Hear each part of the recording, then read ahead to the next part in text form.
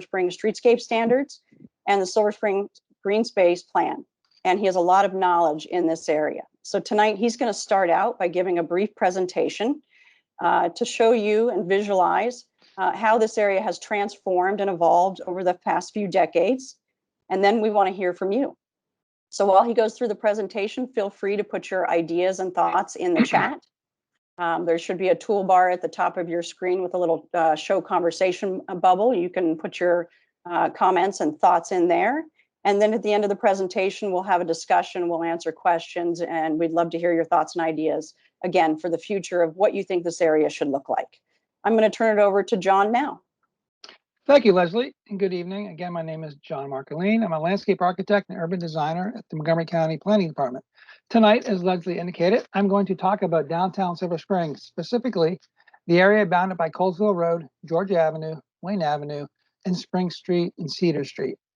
I will first give a brief history of downtown Silver Spring, review some of the attempts at redeveloping downtown Silver Spring, and cover the 2000 CBD sector plan and the development with Folger Pratt that came out of that effort. We will then go over some present changes underway and what you would like to see in the future downtown Silver Spring. Growth came to Silver Spring in 1922 with the development of Woodside Park, which served as a bedroom community district. Access to the district was primarily by car along Georgia Avenue or via the Washington Trolley, which halted service in 1926.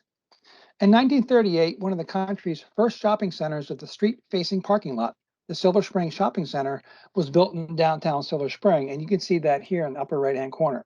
And this is circa 1946.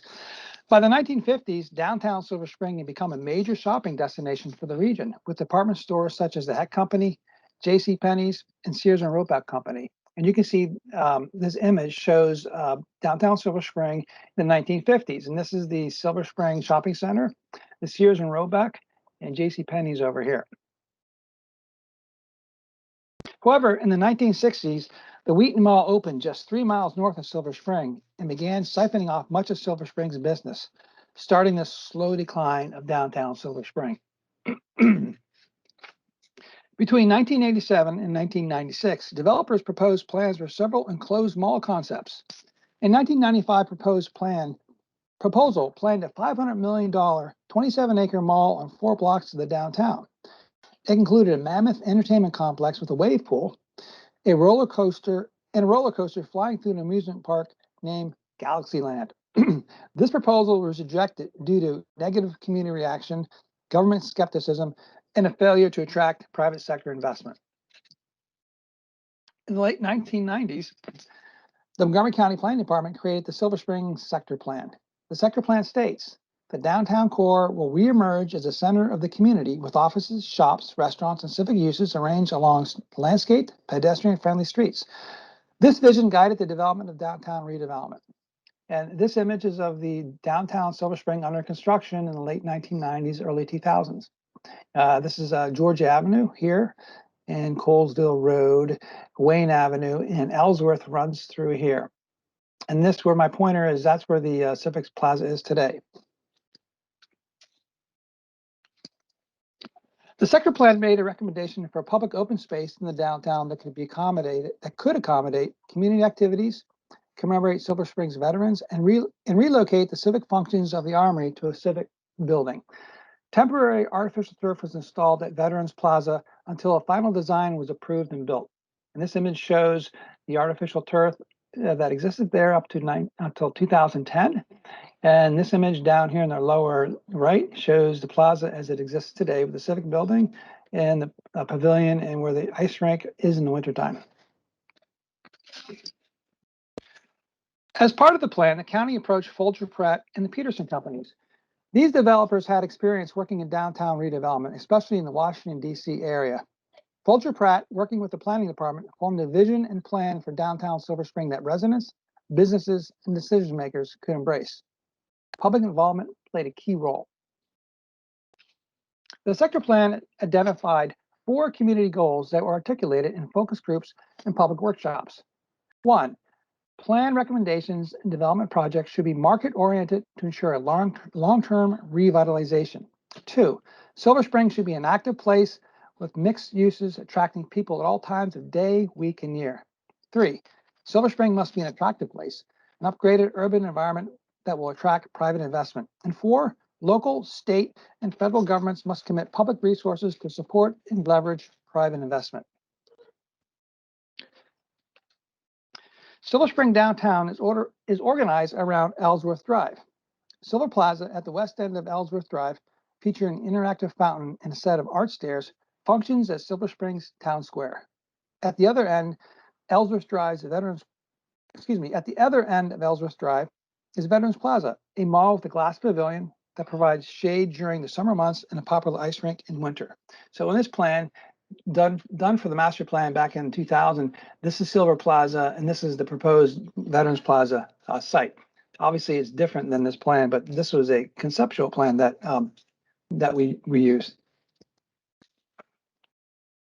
During the planning process, residents requested a grocery store and a hardware store. The developers convinced Whole Foods to open a store, and it has done very well, breaking regional sales records year upon year. They provided a new Strohsider's hardware store, which had also done consistently well. Other successful businesses are the Regal Majestic Cinema, several national restaurants, a Marriott Hotel, a CVS drugstore, Staples, clothing stores, and service-oriented businesses. Today, downtown Silver Spring boasts a vibrant mixed-use town center that has become a local and regional draw. A lively pedestrian-oriented Ellsworth Drive with its fountain plaza and cafe dining, Veterans Plaza with its outdoor ice rink, modern multicultural pavilion, multicolored pavilion, and award-winning civic building.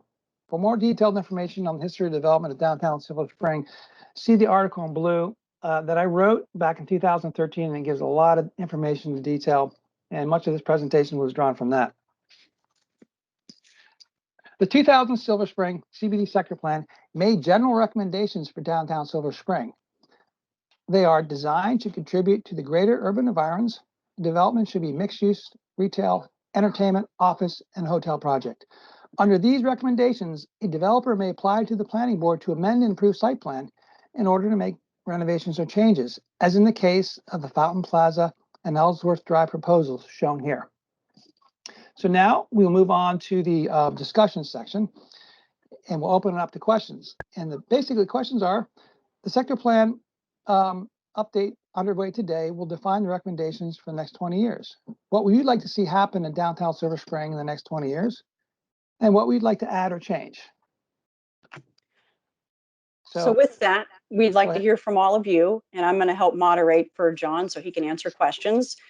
You can either type your ideas and thoughts or comments in the chat and we can read them aloud, or if you have questions, but you can also raise your hand. There's a little feature on the top toolbar with a little hand over a smiley face. And so if you raise your hand, I'll go through and call on your names, and we can answer any questions, but we really want to hear your thoughts and ideas for the future visioning of this area as we start to work on the preliminary recommendations.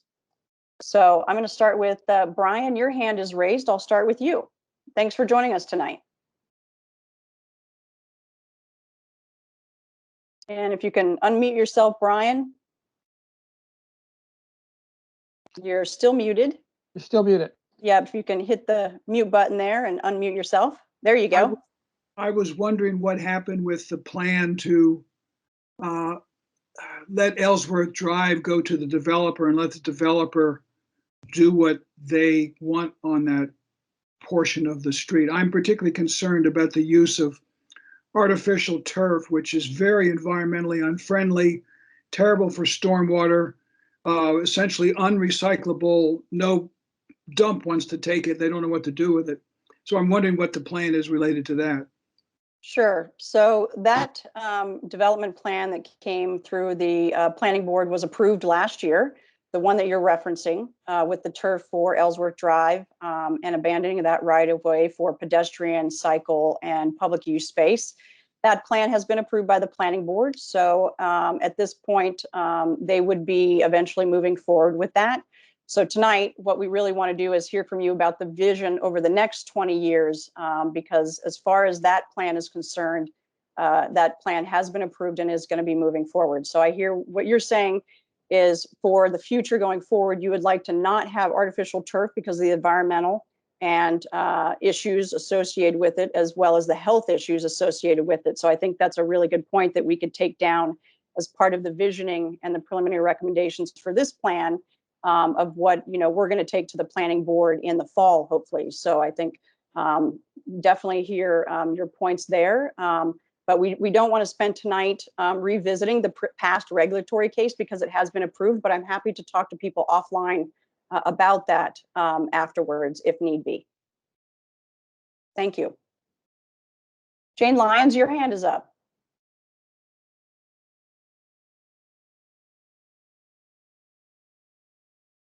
Are you there, Jane?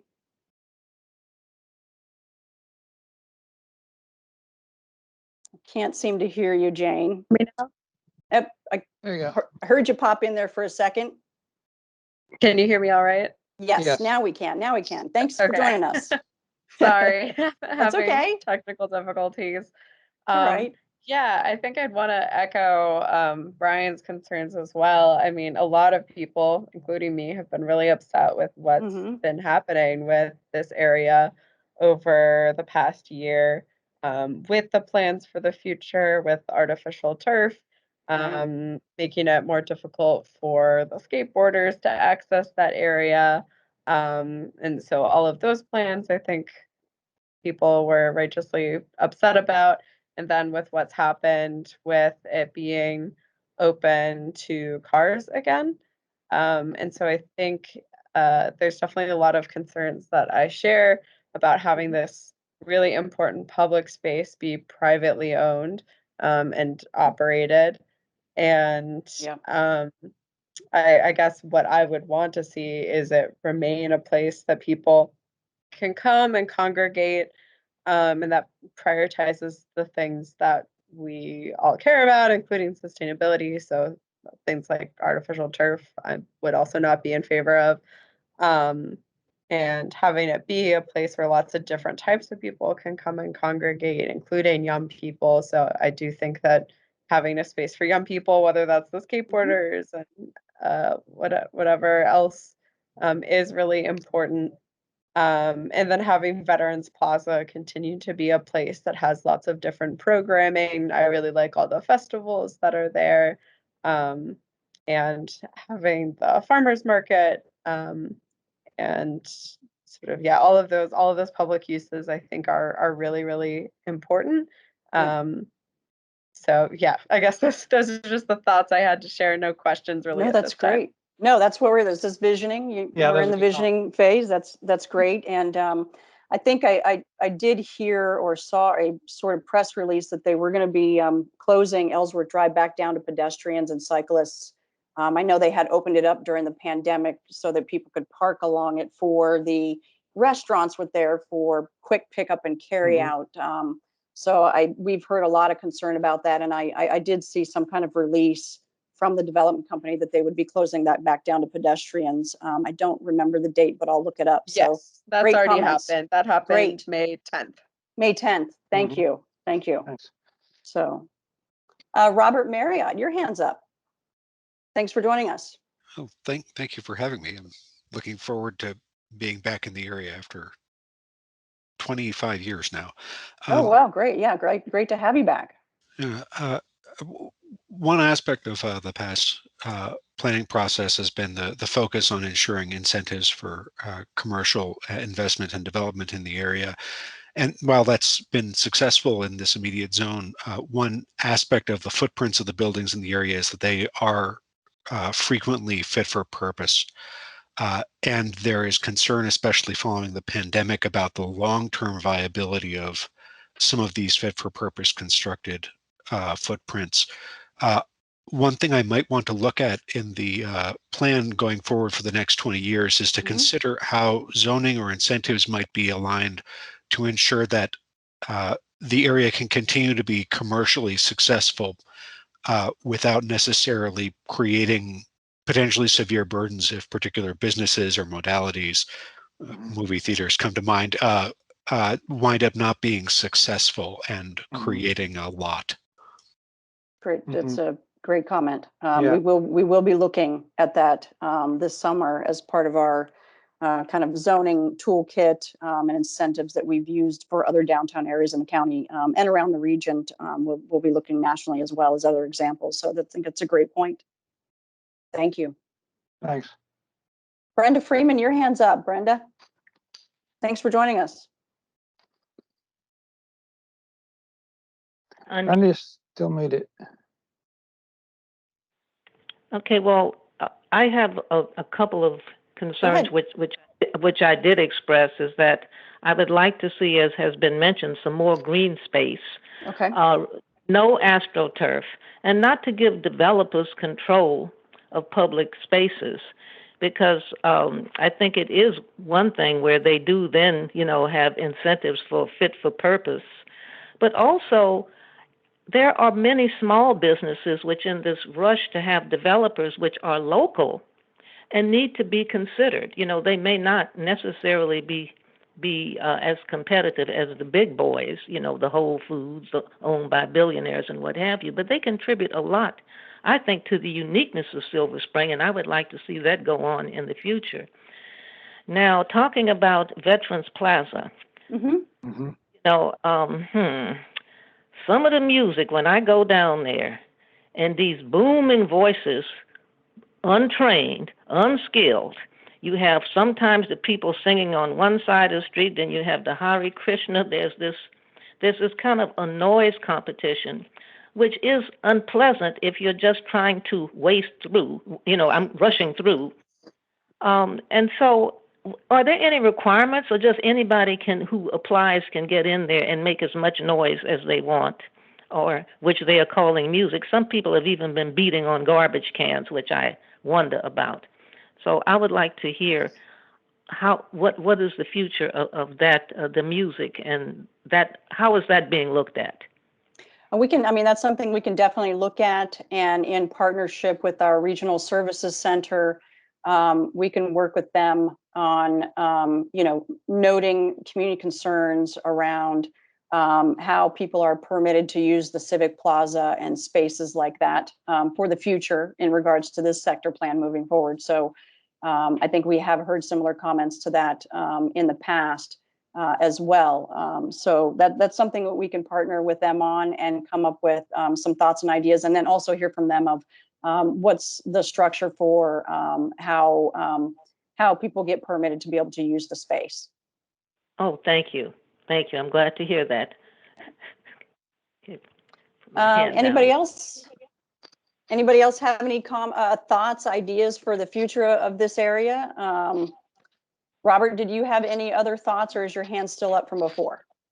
Sorry, it was still up from before. That's okay. If there aren't other comments, then it might be helpful to speak to what surprises have developed in terms of the use of the space since the creation of the 2000 plan, in order to get a sense of where we might want to look for the future.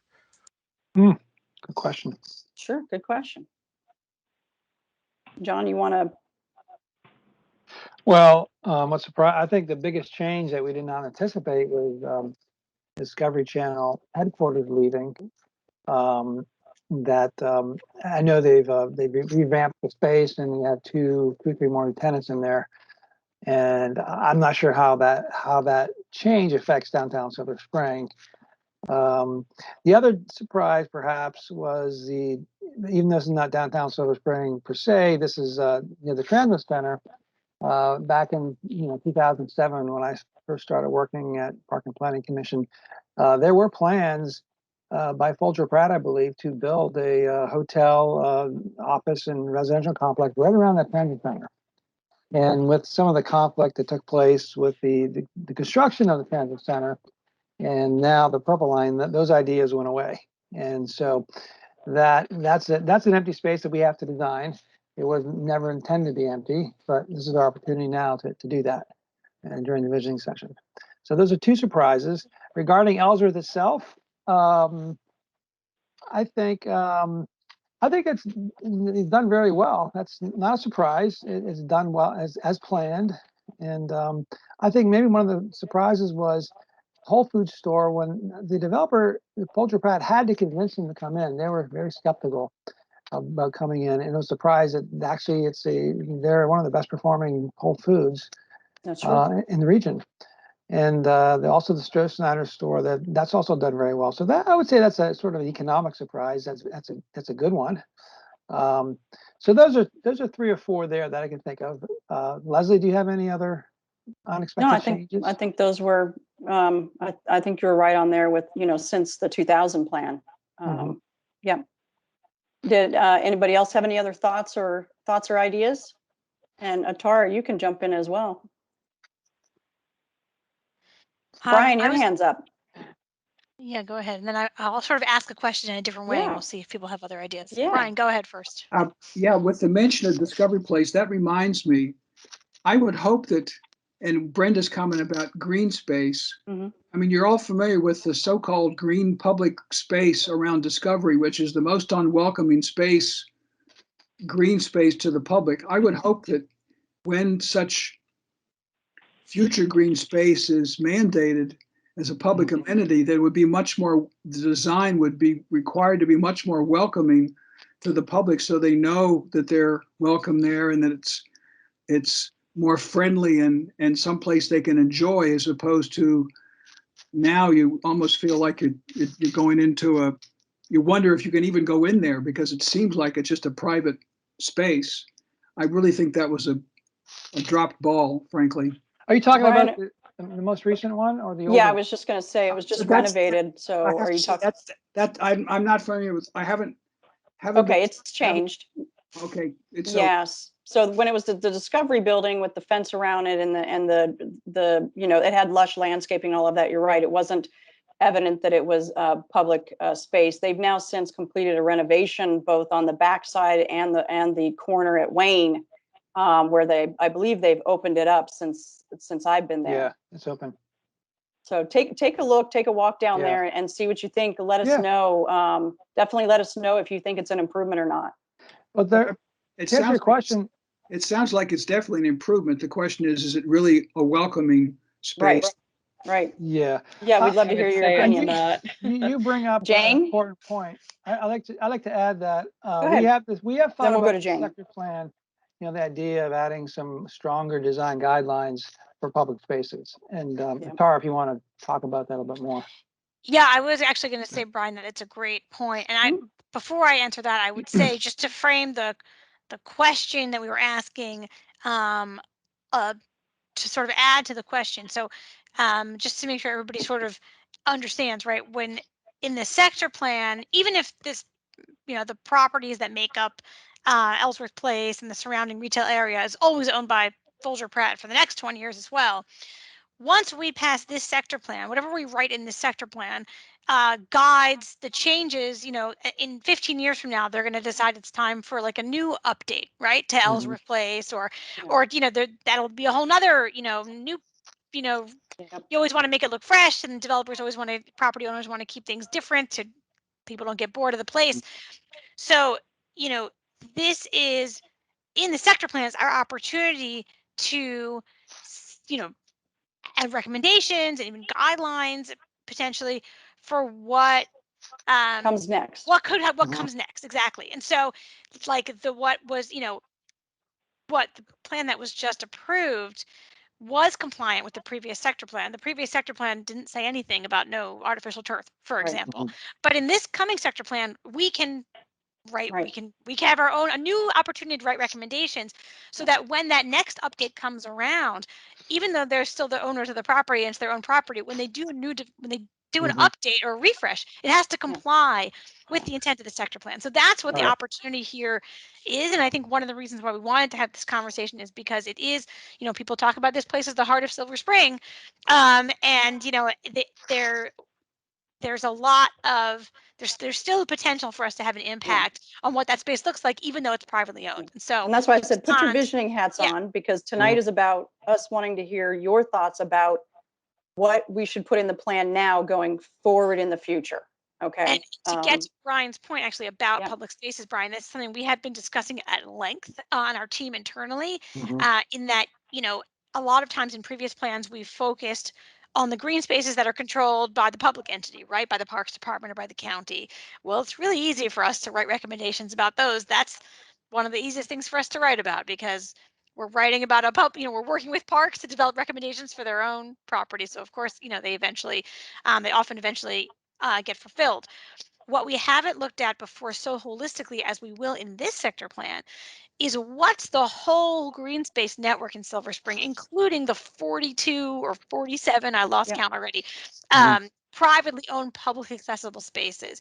Because of course, in a place like Silver Spring, those are the kinds of that's most of the open space we end up with, right? Ones that are built as part of a private development. And so we are very, very seriously looking into and considering, and I think that in the plan we will have some sort of guidance in a way that we haven't necessarily had before to, I don't think we're going to be able to be super prescriptive, but I do think we're going to be able to have some guidance about what makes a welcoming publicly accessible, privately owned space and what doesn't, and so that we can push in ways that hopefully will result in more welcoming spaces like that rather than less welcoming, because it's not something that it's something that has been done before in other places, although not here, but there are other cities, for example, that have those kinds of rules about those spaces. And so we are looking to those examples and studying them and trying to figure out what we think we can accomplish here. But that is 100% on our radar, and something like that would have an impact on Ellsworth as well, because it is exactly that. It is a privately owned. And we've done design guidelines for other sector plans where we talk about creative placemaking, privately owned public spaces, and we can provide guidance. And the more we can get some general language in the sector plan of what we would like to see, then it gives it a little teeth when development applications come in for review through our planning department, because they have to meet substantial conformance with a master plan. So, we'll be looking at that for this plan as well, and how we can impact that. So that's why we need to hear from you, as I said in the beginning of the meeting, about not necessarily, we know a lot of people are upset about the current plan that got approved for the area, which is why we need to have the discussion now to say, okay, well, think of the next chapter of when it's going to get renovated again, and what do we want to see, so that we can have an impact in this sector plan when it's approved. So Jane, your hand was up next. Yeah, I think just to stack onto again what Brian was saying, and I'll try to make this also about Ellsworth, but the redesign of the Discovery open space, I mean, I think is definitely an improvement, but it's not like anybody ever uses it now. Every time I walk, I don't think I've ever seen anybody hanging out there. And I think that, the reason for that is like activation. And that's the really important thing. Ground floor activation too. Yeah, exactly. I mean, the reason why Ellsworth, even when it was open to cars over this past year, I'd say was still the heart of Silver Spring, is because that's where all those businesses are. It's a much more narrower road. But then you can also look at something like the Metro Plaza or Silver Branch is, like the design of that. I mean, I know they've made some renovations to that, but just like being in between those, like, personally, I don't think they're the most attractive office buildings. Right. The 80s office buildings. Yeah, it's not like a place I would choose to spend my time if it wasn't because like Silver Branch is there. Of that business. The nice lights. Yeah, exactly. So I think like, the ground floor retail, but also just like programming and activation, like Newell Street, there's so many people there when there's like a food truck. So I think that's really what makes all the difference. I mean, design is also super important, but at the end of the day, like, people aren't going to be there unless you really give them a reason to be there, unless it's a super, super nice place. But I don't think we're going to get any super, super nice places without activation that are along these, like, these roads that are not super pleasant places to be. Yeah, and I think it'll be interesting to see with, I'll give the Discovery's new renovation a little bit of a chance here, because they just finished a renovation of it we're still in a pandemic, or at the tail end. We've got the Discovery building that's not 100% leased up with new businesses. And so, I'm hopeful that when we get out of this pandemic and they've leased more of the building up and more of it's activated and everybody starts to kind of get back to normal, we'll see how inviting those spaces, the new spaces they've created really are. It'll be interesting to see what happens. And I totally agree with you on the Silver Branch Brewery has really turned that plaza into a place. I used to walk through it every day to walk to work, to the planning office. And there was nothing there to bring you to want for you to want to come there, and they really made it a place for people to want to come. So great points. Yep. I'm going to check the chat and see if anybody else has anything in the chat real quick. It doesn't look like it. Anybody else have any thoughts or ideas for the future of things we should think about to put in the plan on how this place should evolve? Mm-hmm. And everything's on the table here, so no idea is too small. Brenda, you have your hand up? Okay, so star. We can hear you, Brenda. Nope, she put herself on mute. Brenda, you're on mute.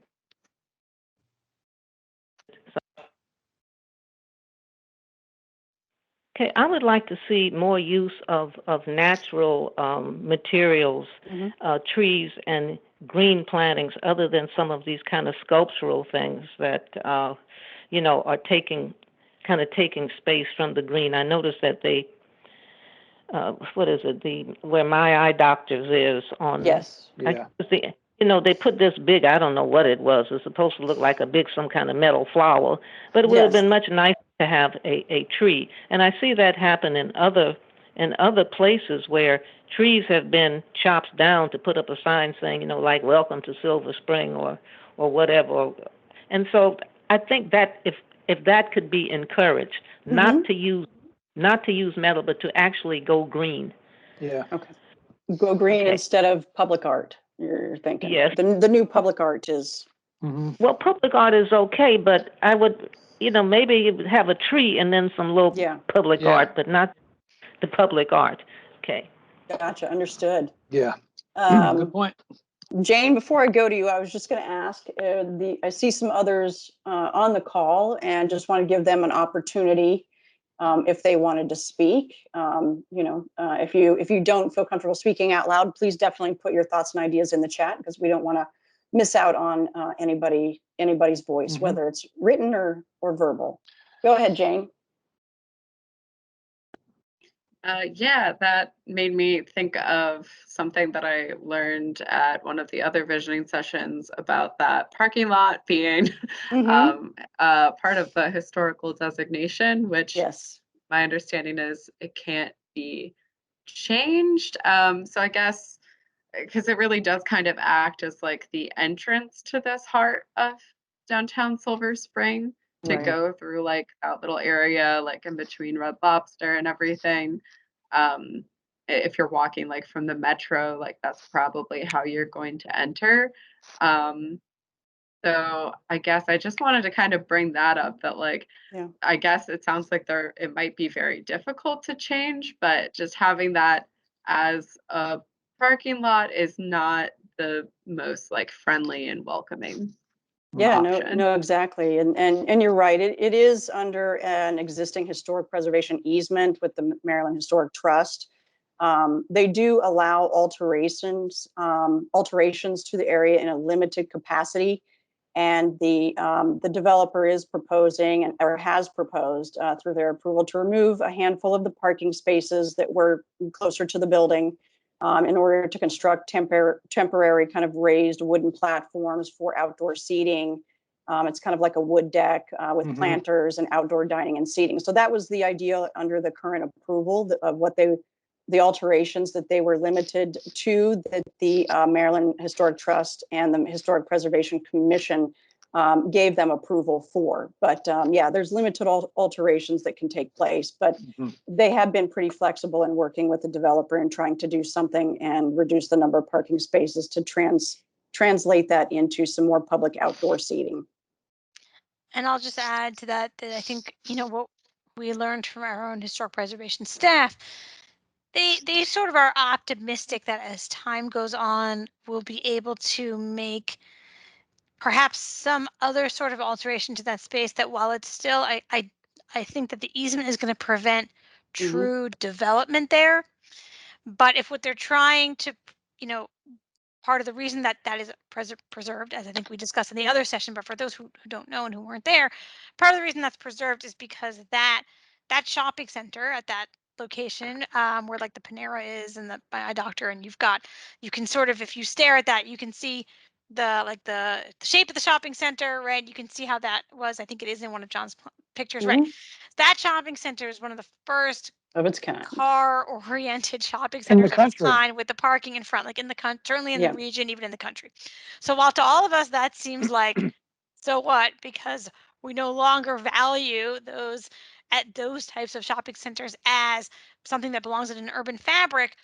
At the time, that was, as you may know, like revolutionary. You drove your car to one spot and you had all these stores right there, as opposed to having each store in a separate location and having to move.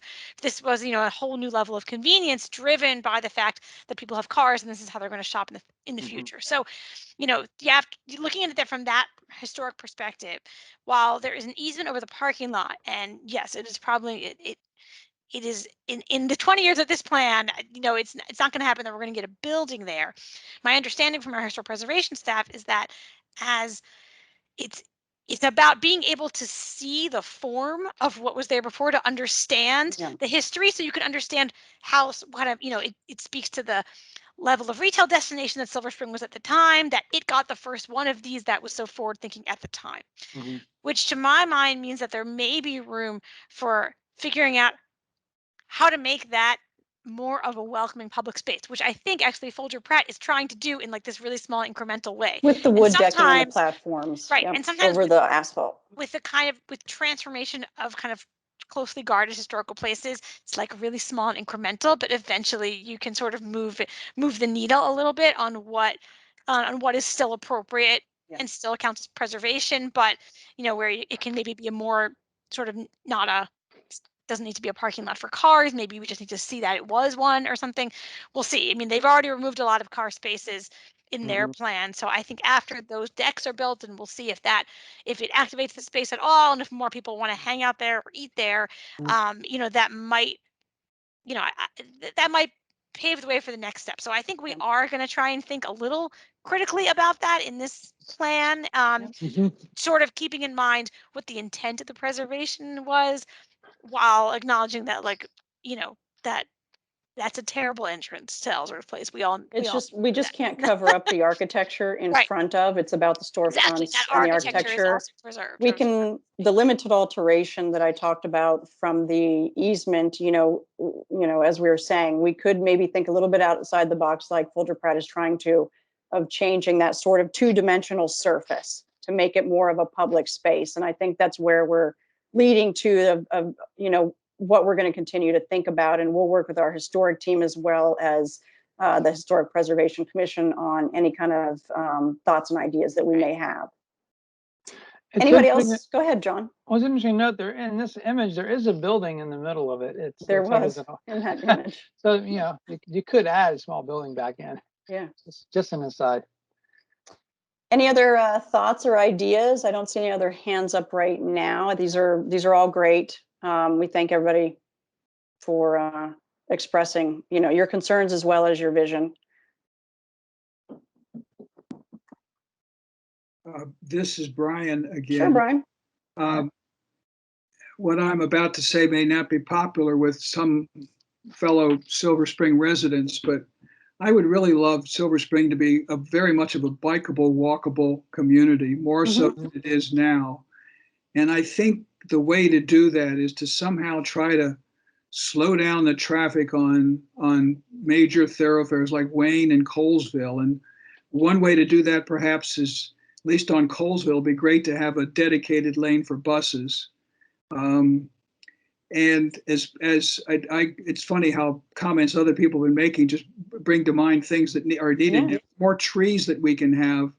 The county is really not, for that matter, the state's not very good about protecting trees, or they take trees down, they don't replace them, or they put them someplace, some distance away.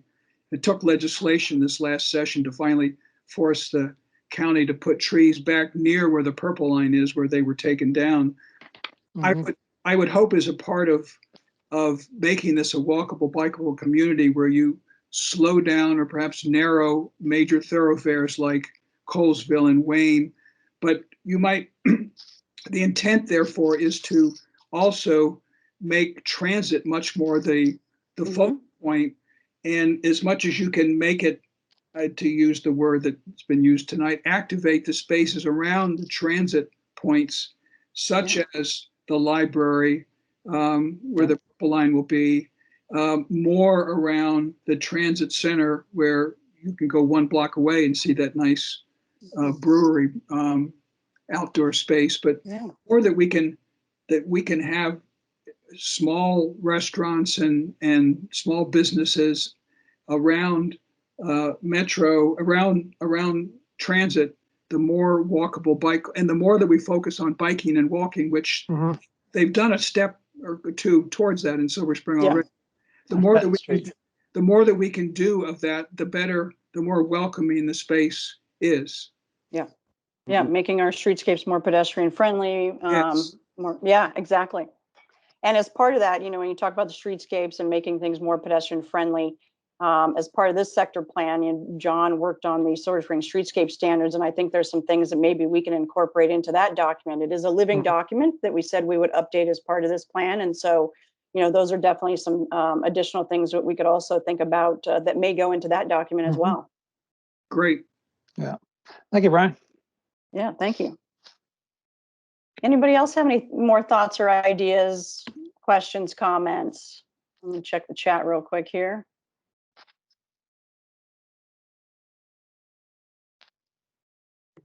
Pedestrian friendly park. Yeah. Okay, I don't see anything. Who else? Does anybody else have their hand? No, Brian, your hand's still up from before. Okay. Well, John, you have any other questions you can think of for everybody on maybe the Veterans Plaza space, or as an urban designer, anything you're thinking about? Well, I mean, I have some questions. That was once a quote unquote green space, and it was controversial when it got changed to what it is today. To the Civic Plaza it is now, yeah. It is very popular, but that resulted in us doing a green space plan for Silver Spring, because the commissioner at the time realized, hey, there's a great need for green spaces in Silver Spring. And so any thoughts on that? Would you like to see the Civic Plaza more green? Is it too hardscape? Or if not, do you want to see more green elsewhere? Do you have other places in Silver Spring that you would like to see a public square, a green square? So if you can't think of anything right now, then feel free to shoot us a chat or an email. Your ideas.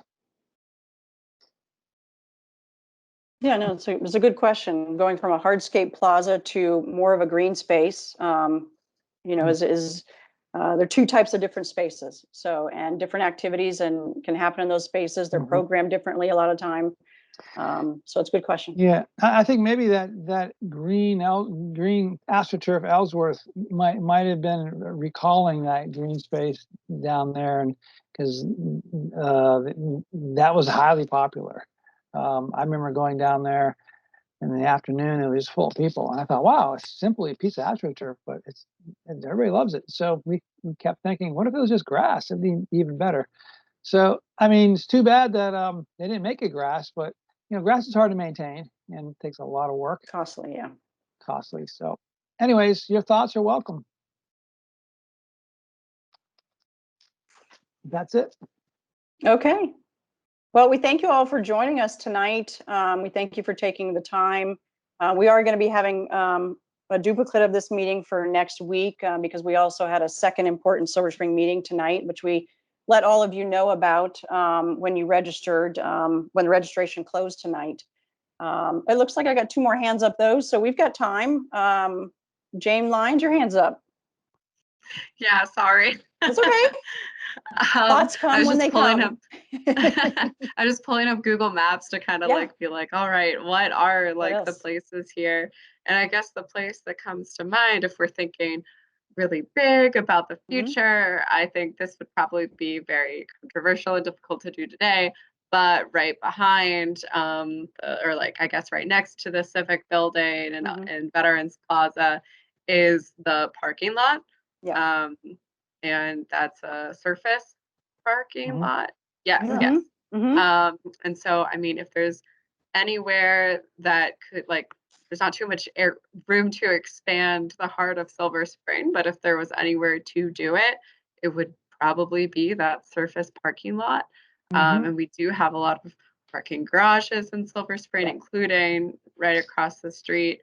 So, I mean, that like parking garages, like all the parking situation, that's definitely something to think about. But I guess just to throw a crazy idea out there, you know, that could be something else 20 years from now. And Well, that- maybe it's green space, you know, or, you know, parking lots to green space. that has been thought of. Yeah. That was Okay. We've done was that in an- other sector plans, so. well, no, we actually looked at that Whole Foods in our green space plan in response to losing the AstroTurf. It didn't make the cut, but I know that it's still there and it's still an idea.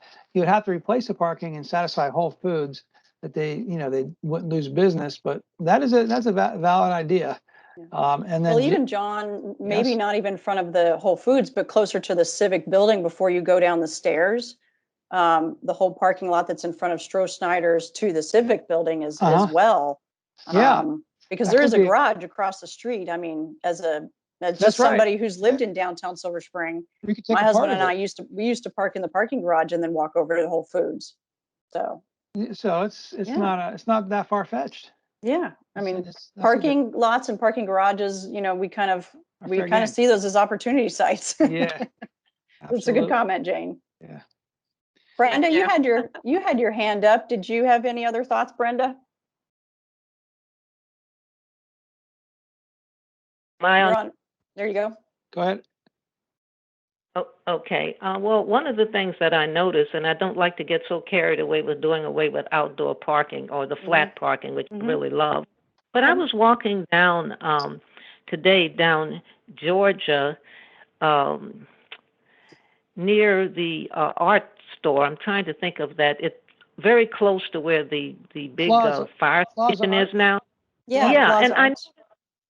Plaza Arts. And I noticed in that area how many trees have been planted recently. Maybe maybe I just haven't been there, but it was very nice. And that's another thing that can be done.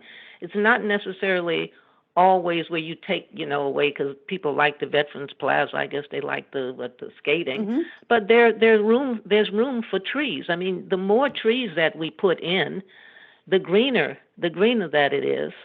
And just another comment about the biking. The biking, not everyone wants to walk a whole lot, and not everyone can bike. I love the idea of dedicated lanes for bikers so that they don't interfere with people who are driving, and they're trying to drive at 25 or 30 miles an hour, and I don't see many people biking there, and so that becomes a safety issue or just a hazard. But if they had more lanes dedicated for bikers, that would be a big thing, very useful. And in terms of transit, I see this big flash, and I know this is probably off, but I see this big flash bus going up and down, and nobody's ever on the thing. It doesn't stop anywhere. Or am I missing something?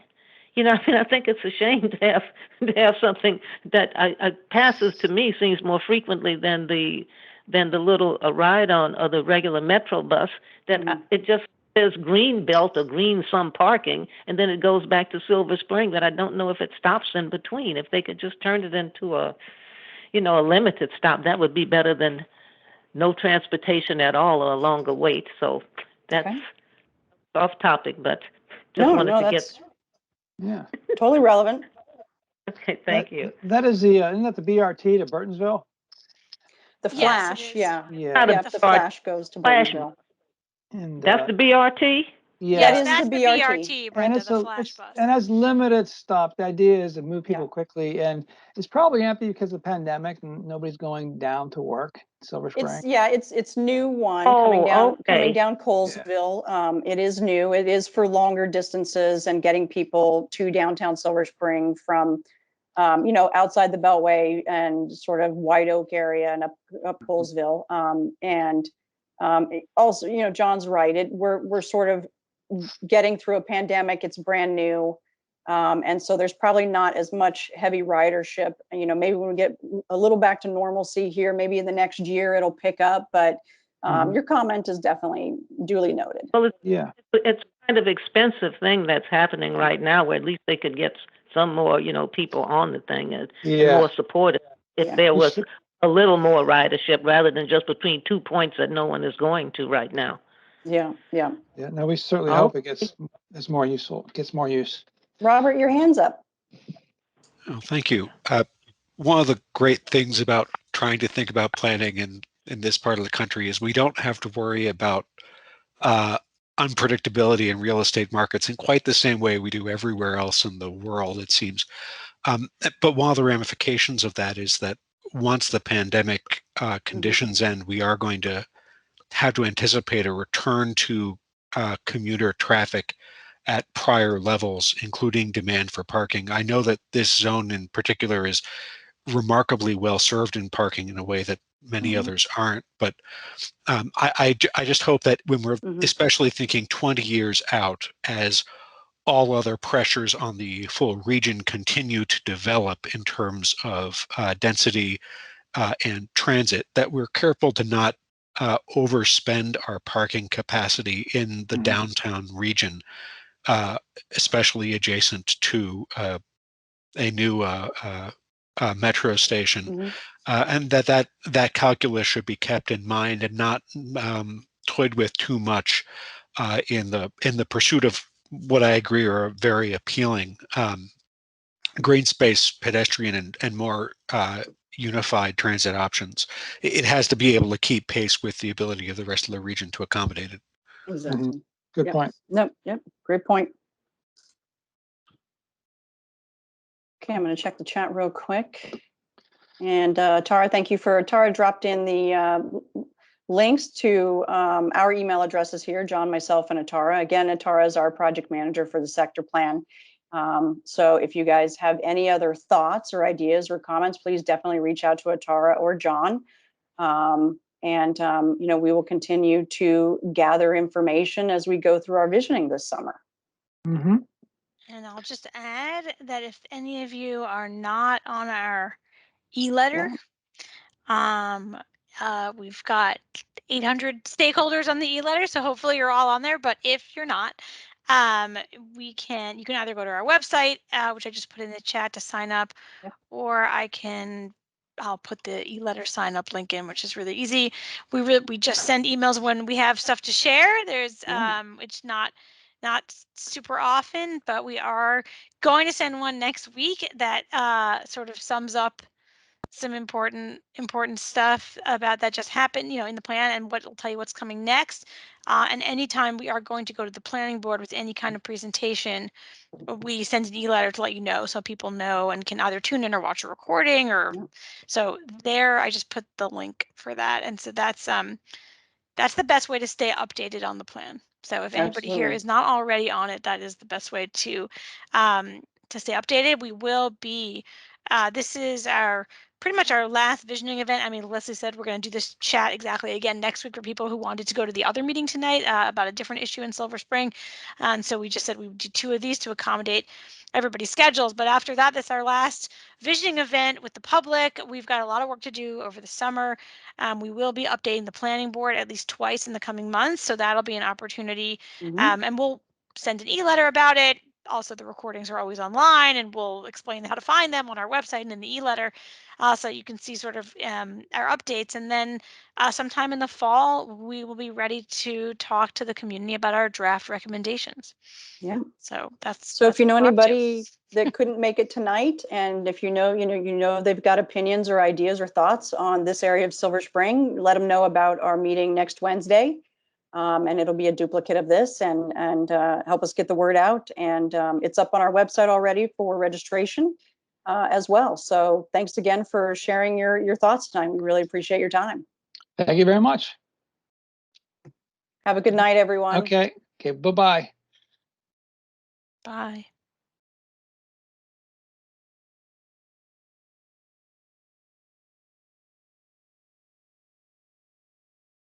Great job, John.